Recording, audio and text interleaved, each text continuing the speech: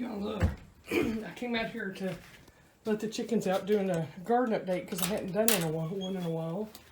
But came to look for eggs. And look down here if you can see it. That's a brown egg. That means the peepers are starting to lay. That's the first one. And just to compare, this is a little blue egg from my crested cream leg bars. And that's a little bitty. See, it looks a little corrugated, but it's fine for a first egg and it's small. There may or may not be a yolk in it, but that's the first egg from the peepers that I raised up earlier this year. I'm not sure which one laid the new egg, but thank you, girls. Thank you, ladies. We needed y'all to start laying, so thank you. All right, gonna try to do a quick August update before the storms roll in. But as far as the Earthbox gardens, which I've not shown in a while, kale is still going. I've got zucchini in this box because the zucchini in my other bed out there was really slow to start, but this seems to be doing just fine. No flowers yet, but it will. Kentucky pole beans are about done on this one, letting these dry. They got hit really bad with the rust this year. Those and the Cherokee Trail tier beans did. Got these celebrity tomatoes over here, which are still putting on, well, they're not putting on new ones, but they're still, what's on there is still ripening up. I might get some more out of this. There are some blooms, but it's given me some pretty tomatoes this year too. Got a bunch of empty boxes I'm cleaning out where I'll put some broccoli and Brussels sprouts and things. Chard's still hanging in there. This is that broccoli I cut, never pulled out, and was taking shoots off of. I tried to let it go to seed, but the birds ate all the seed. Same thing on that box over there. I'll get these cleaned out before fall. This was a cabbage box. That was one cabbage that I didn't get that, of course, went bad. And these were the peppers. I need to get that one off of there. They didn't do so hot over here, but I kindly neglected these up here. Put some dwarf snow pea or sugar snap peas in here, and some of them popped up and some of them didn't, so I just stuck more seeds in there. The vinca on the tower is still doing really, really well. The nasturtiums are about on their last legs. They're putting out some smaller blooms. I keep picking up the seeds when I find them on the ground. Marigolds have done a wonderful job of pulling in the Japanese beetles off of everything else, but they were just too big. They're just leaning over. I won't do marigolds in here next year. My little ochre bed over here, I'm finally starting to get some little ochres. I like them small because I pickle them, and that's about the only way I cook them. I've got some more beans, pole beans back here that are working on getting ripe. These bush beans are called a filet bean, and they just didn't do so great. I mean, I've got some beans in there, but they weren't very prolific, and I lost some of them, and it's just, I don't know if it's this place that doesn't get afternoon sun or what. But we'll try again. This is my neglected 5-gallon bucket of white grapes. It didn't put on anything this year, but which was fine by me. I was just letting it grow. I need to get that tied up to the fence. I've got another grapevine, but it's in the ground, not in a bucket. This has been in this bucket like 3 or 4 years. You can see where I had some grapes bagged off here last year. It just didn't do, I thought it was dead actually. Here's my other grape. Now I just planted it towards the end of last year, so of course no grapes this year, but I've been just kind of working on training it along the fence, and I've not done a good job on this side, but there's the top leader, the next leader, and I may do that third leader on that next rail. We'll just see. Depends on what this side does. Cucumbers are done. They've been done a while. I pulled them out. The onions I put over here molded. I didn't get any of them. Zero. No onions. This bed over here, the melons choked themselves out. My mistake, because I didn't thin them out like I should. So they've just slowly been dying. Now there's some melons on there, and they're trying to get ripe. I don't know that they will. Look, there's a leaf-footed bug right there. He's got to go. But I'm hoping these will get ripe. On here, there's like 3 of them on there. I did pull a couple off, but the cucumber beetles had got to them. I tried to save some seeds, but not many of them floated. I'll do the germination test. Same thing on the onions over here. I only got 3 or 4 onions out of this side. The rest of them just did not do well. This bed has the teddy bear sunflowers in it, and they're on their last leg, it looks like. Marigolds are still keeping the Japanese beetles off of everything else, but I really need to get them out of here. Chamomile's just about done. Lavender's just about done. I need to get this bed cleaned out and leave the lavender, probably the chamomile, and pull everything else out and get some lettuce or cabbage or something going in here. Now there's my flower bucket on the end. This is bed 1. This is where all my first early tomatoes were, and they've been long since pulled out. But what I did is I came back and planted more green beans in the front, and then a row of snap peas, and they're just now starting to reach the trellis, and hopefully we'll get them trellised up. There's nothing on the other side in the straw over there yet, except some zinnias that didn't do too hot.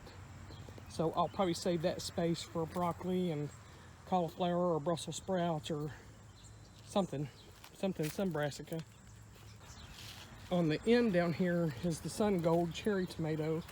Just trying to put out some new blooms, but I have really fought with the blight on this one. As you can see, there's some stuff that's just dried up. I finally just gave up trying to keep it clean and pruned, but I'm still getting some sun gold cherry tomatoes off of it, and it is putting on new blooms.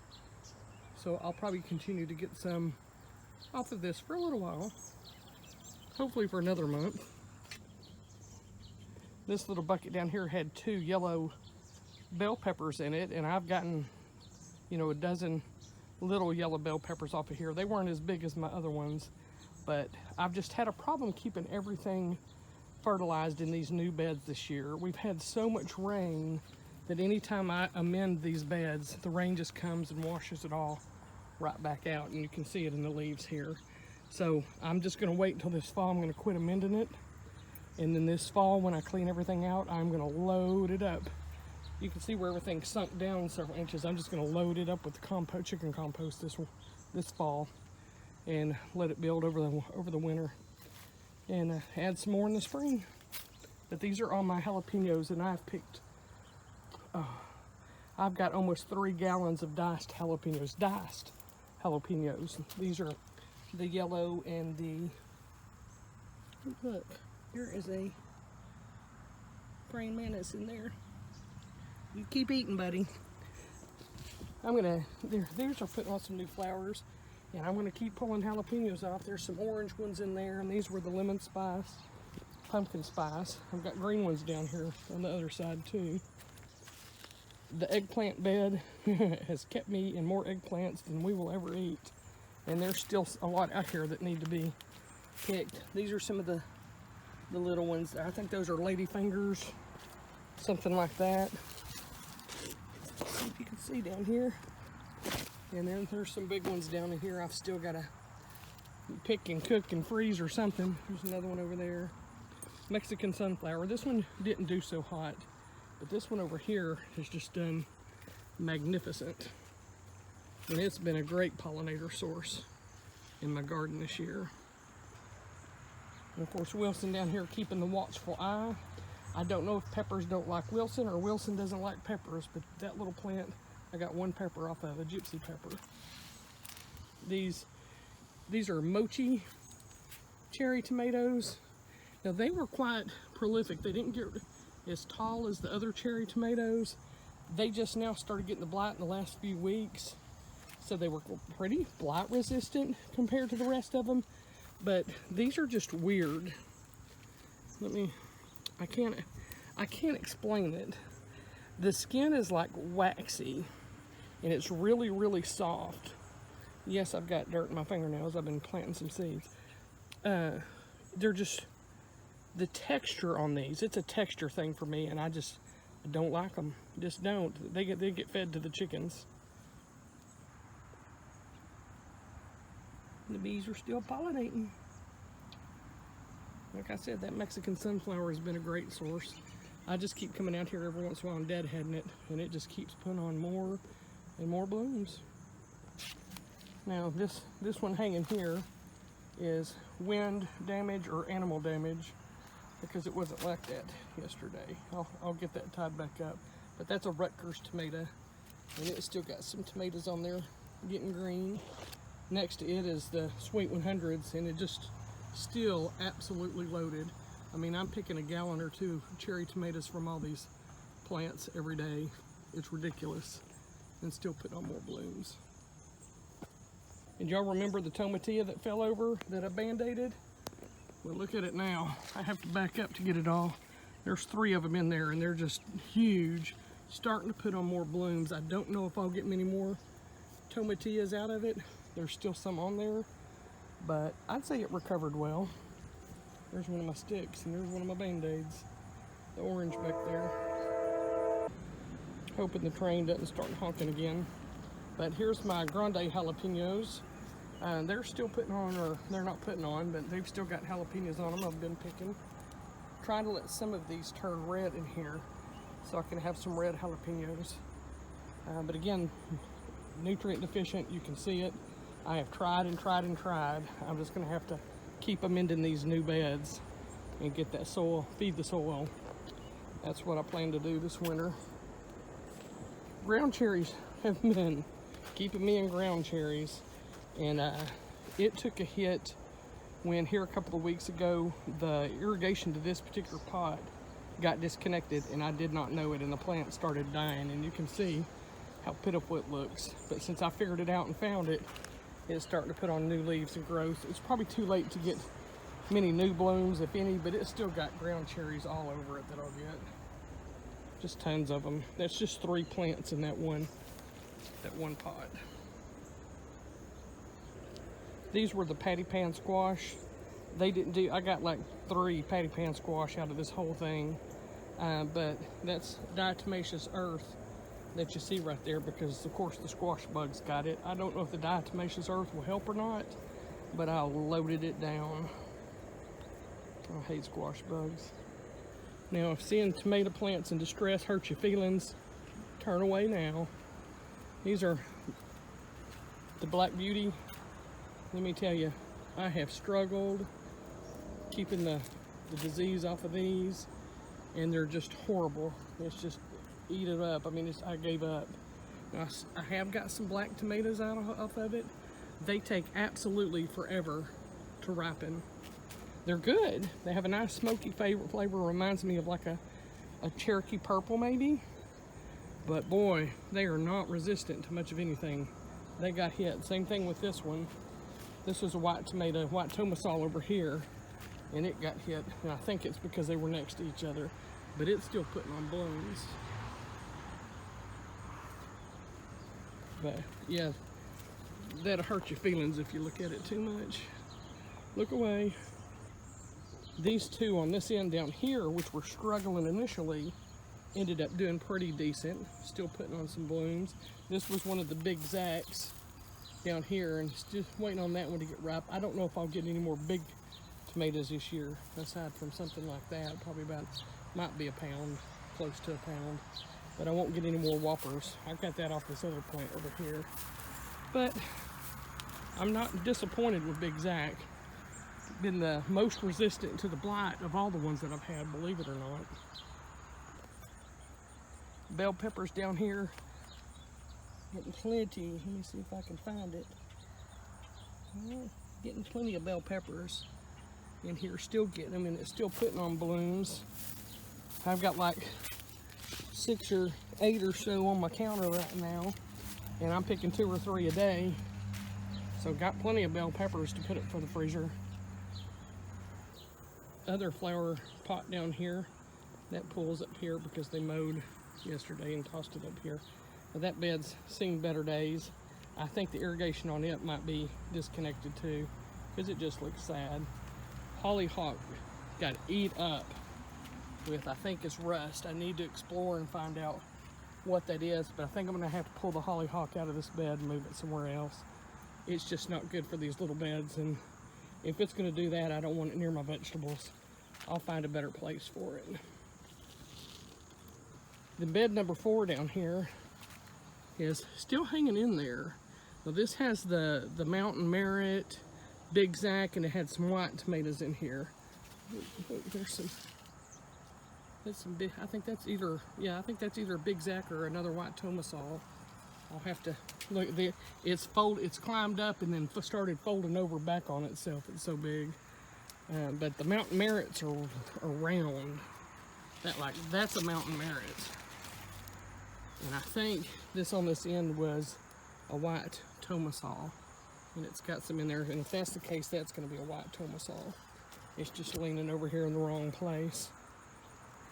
But these are more white ones. Now here, this last round of blooms that they put on, I'm starting to get some either sun scald or blight or rot in there. I'll have to get that one off there later. But they've been super prolific.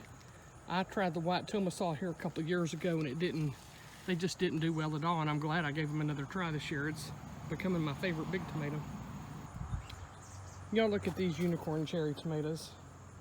They just keep producing and producing and producing, all the way up here, producing and falling back over, climbing, sprawling, and finally the blight's getting to them down in there, you can see. But I'm not a super fan of these cherry tomatoes. They're not the best tasting ones, but they're not bad. But they are super prolific.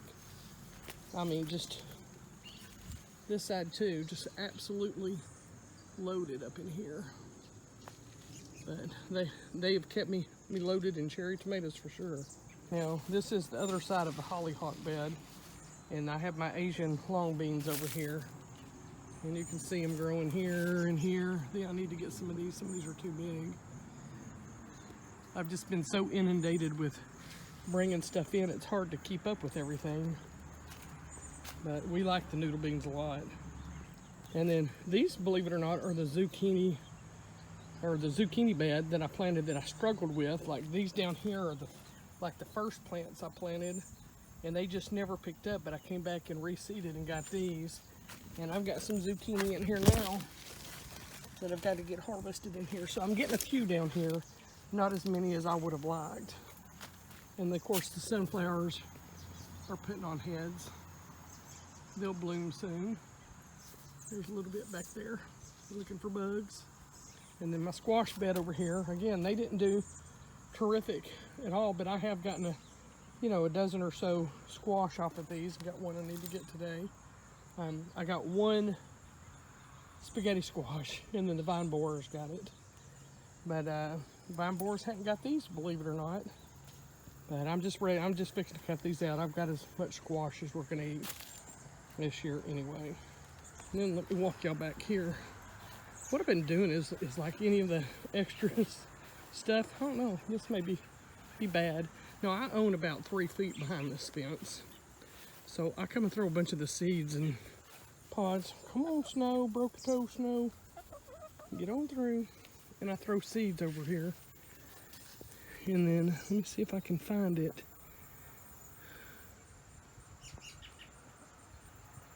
I don't see it now, but there was, I think, a tomatilla that popped up. It may be down here, this other spot. This is the cornfield back there. But yeah, there it is. It's either ground cherry or tomatilla. Let me see if I can't find one in there to focus on. Can you see them in there? A little bitty something in there, ground cherry or tomatillas or something. Not the ones with the little berries on it. I don't know what those are. Probably poke or something.